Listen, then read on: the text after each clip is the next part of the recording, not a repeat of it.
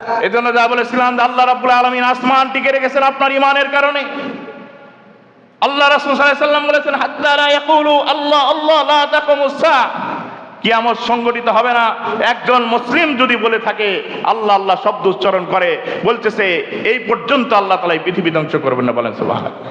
সেই ঈমানকে সামান্যতম একটি উৎসব পালন করতে গিয়ে আমার ঈমানকে বিসর্জন দিয়ে দিলাম, সামান্যতম একটা ভোটের কারণে আমার ঈমানকে বিসর্জন দিয়ে দিলাম।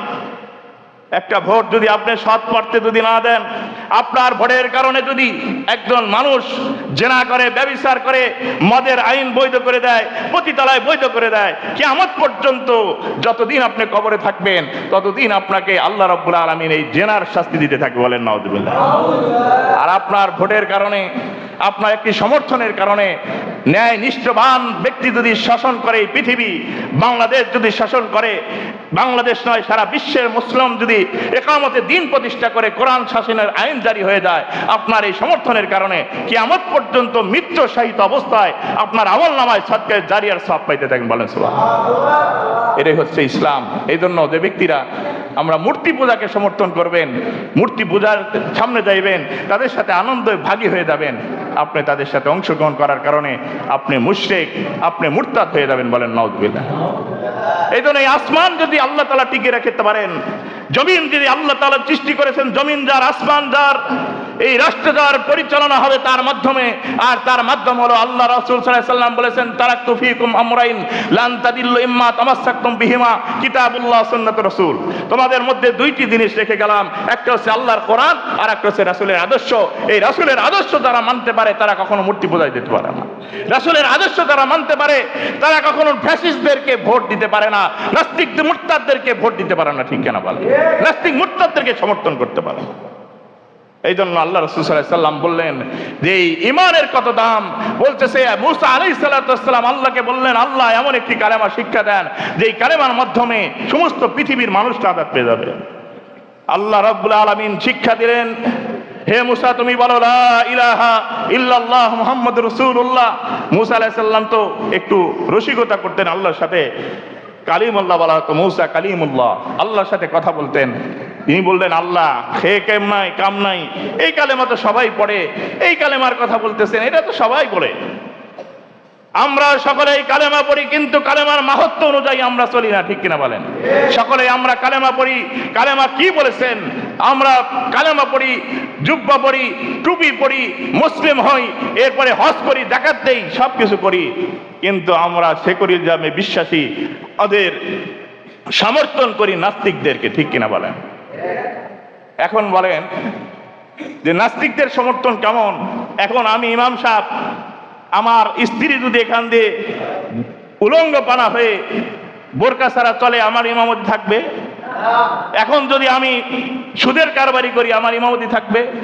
আমি যদি প্রকাশ্য জেনার কার্যে লিপ্ত হই, আমার ইমামতি থাকবে? তাহলে যেই রাষ্ট্র পরিচালনা হবে, একজন ইমামের দায়িত্ব হলো নামাজ পড়ায় 2.5 ঘন্টা সারাদিনে, সেই ইমামতির দায়িত্ব যদি আমরা নাস্তিককে না দেই, একজন এরকম ভাবে দাড়ি কাটাকে না দেই, সুন্নতের ইনকারকারীকে না দেই, তাহলে যেই ব্যক্তি রাষ্ট্র পরিচালনা করবে 5 বছর থেকে 10 বছর 15 বছর পর্যন্ত রাষ্ট্র চালিয়ে দিতে পারে, তাকে আমরা কিভাবে নাস্তিক মুরতাদদেরকে সমর্থন করি? ঠিক কিনা? কিভাবে আমরা নাস্তিক মুরতাদদেরকে আমরা সমর্থন করে সেই ভোটের জায়গায় নাস্তিক মুরতাদদেরকে অনুসরণ করে আজকে আমরা তাদেরকে প্রেসিডেন্ট বানাই কি করে, তাদেরকে আমরা নেতা বানাই কি করে? একজন ইমাম সাহেব একজন দাড়ি কাটলে তাকে ইমামতি দেবেন না, মিথ্যা কথা বললে ইমামতি চলে যায়, একটা নামাজে না আসলে ইমামতির চাকরি চলে যায়। আর যাকে দায়িত্ব আমরা বসাবো, মসনদে বসাবো, যাকে আমরা রাষ্ট্র প্রদান করব, তার মধ্যে যদি ফাসেক, ফুজ্জার এবং তার সেকুলারিজম বিশ্বাসী, আল্লাহর এবং আল্লাহর আইন মানে না, শরীয়ত আইন বিশ্বাস করে না, এমন ব্যক্তিকে কিভাবে রাষ্ট্রপ্রধান বানাইতে পারে? এমন ব্যক্তিকে যারা শরীয়ত আইন মানে না, সেই ব্যক্তি কখনো মুসলিম হতে পারে না। ঠিক কিনা বলে? এই জন্য শরীয়ত আইন যে ব্যক্তি মানবে না, সে ব্যক্তি কখনোই কোরআনকে বিশ্বাস করে না, ইসলামকে বিশ্বাস করে না। ঠিক কিনা বলেন? এই জন্য আসমান যার, জমিন যে আল্লাহ তাআলা আমাকে কিয়ামত সংগঠিত করাবেন, এই জমিন আল্লাহ তাআলা যে রিজিক দিচ্ছেন, এটাকে আমাকে 100% বিশ্বাস করতে হবে।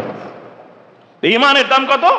বলতে লা তাকুমুস সাআতু হাত্তা ইয়াকুলু আল্লাহ আল্লাহ, আল্লাহ আল্লাহ যে শব্দ যতদিন পর্যন্ত উচ্চারিত হবে, সে পর্যন্ত আল্লাহ পৃথিবী ধ্বংস করবেন না। তাহলে পৃথিবী ধ্বংস করবেন না।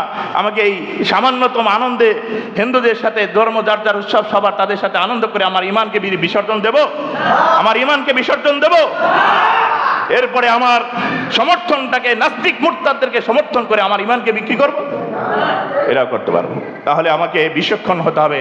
মোমেন, তুমি নামাজ পড়ো, রোজা রাখো, এটা নামাজ, রোজা, হজ, যাকাত সকল কিছু করলাম, কিন্তু একজন মুশরিককে যখন আমি নেতৃত্ব স্থানে বসিয়ে দেব, তাহলে আপনার নামাজ সুন্দর হবে না, রাষ্ট্রীয় সুন্দর পরিচালনা হবে না, মদের আইন পাশ হয়ে যাবে, জেনা ব্যভিচারের আইন পাশ হয়ে যাবে, আপনার ঘরে ঘরে প্রতিতলায় সৃষ্টি হয়ে যাবে, ঠিক কিনা? সন্ত্রাস, রাহাজানি, খুন খারাপি, চাঁদাবাজ। ইসলামী হুকুমিয়ত থাকলে কোনো চাঁদাবাজ হবে না, কোনো লুটতরাজ হবে না, কোনো জেনা থাকবে না, কোনো ব্যভিচার থাকবে না। রাষ্ট্রীয় ব্যবস্থায় বলবেন জাকাতের ব্যবস্থা থাকলে কোনো মানুষ সুদ খাইতো না। আজকে আমাদের জাকাতের ব্যবস্থা নাই। ইসলামী হুকুমিয়ত থাকলে জাকাতের ব্যবস্থা হবে, তখন সুদ গাছ থাকবে না, গরিব থাকবে না। দরিদ্র ব্যক্তি অসহায় হয়ে আজকে আমাদের সমিতির থেকে টাকা নেয়, অমুক এনজিও থেকে টাকা নেয়, খুব অসহায়। আমি দেখি তো একজন মানুষ কম দুঃখে সুদের উপর টাকা তোলে না, খুব দুঃখে পড়ে টাকা তোলে। এই জন্য আমাদেরকে এই নাস্তিক, মুরতাদ, ইহুদি, খ্রিস্টানদের দালাল থেকে এবং হিন্দুদের এই পূজা মণ্ডপ থেকে আমাদেরকে হেফাজত থাকতে হবে। আমাদের ঈমান যদি বাঁচাতে চাই তাহলে আমাদেরকে সোচ্চার হতে হবে। এক মুমিন কখনো দুইবার ভুল করতে পারে না, মুমিনরা একবার ভুল করবে, কখনোই বারবার ভুল করতে পারে না, ঠিক কিনা বল? এজন্য আমরা যারা গেছি, আগে গেছি, তওবা করব, আল্লাহ আমরা আর এবার যাব না। আর আমরা কখনোই হিন্দুদের পূজা মণ্ডপে, আমার ঈমানটা বড় দামি, আল্লাহ তাআলা কিয়ামত সংগঠিত করবে না ঈমান থাকা পর্যন্ত। সেই ঈমান কিভাবে আমি মূর্তির সামনে বিসর্জন দিতে পারি, ঠিক কিনা বলেন? যুবকরা হাত ওঠাও যে আমরা আর কখনোই যাব না ইনশাআল্লাহ পূজার মণ্ডপে, ইনশাআল্লাহ। আল্লাহ তাআলা সকলকে কবুল করে, সকলে বলি আমিন। আগামী দিন যেন ইসলামের একটি দেশ যেন কায়েম হয়ে যায়, একামতের দিন যেন কায়েম হয়ে যায়, সকলে বলি আমিন। আল্লাহ তাআলা আমাদের সকলকে তৌফিক দান, সবাই বলি আমিন। আল্লাহ তাআলা আমাদের সকলকে যেন ইসলামের উপরে অটল থাকার তৌফিক দান, সবাই বলি আমিন।